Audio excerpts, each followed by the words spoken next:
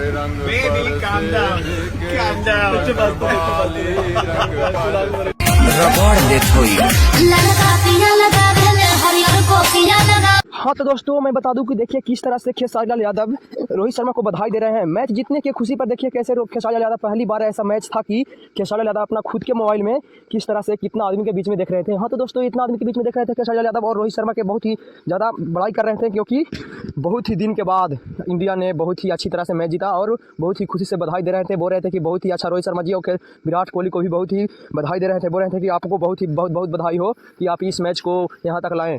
हाँ तो दोस्तों मैं आप लोगों को बता दूँ कि देखिए किस तरह से खेसारी लाल यादव ने पहली बार खुद के मोबाइल में किस तरह से माहौल बनाकर किस तरह से एक मोबाइल में देख रहे हैं मैच और इतना खुशी से झूम रहे हैं कि देखिए फिर उस मैच को हाईलाइट भी खेसारी लाल यादव देख के बोल रहे थे, लाइव आकर बोल रहे थे कि मैं रोहित शर्मा और पूरा इंडिया के प्लेयर को मैं बधाई देना चाहता हूं और खास कर विराट कोहली को भी मैं बधाई देना चाहता हूं, क्योंकि विराट कोहली के ही देन से यहाँ तक मैच पहुंचा है। इसलिए देखिए खेसारी लाल यादव कैसे बधाई दे रहे थे विराट कोहली को और रोहित शर्मा जी को।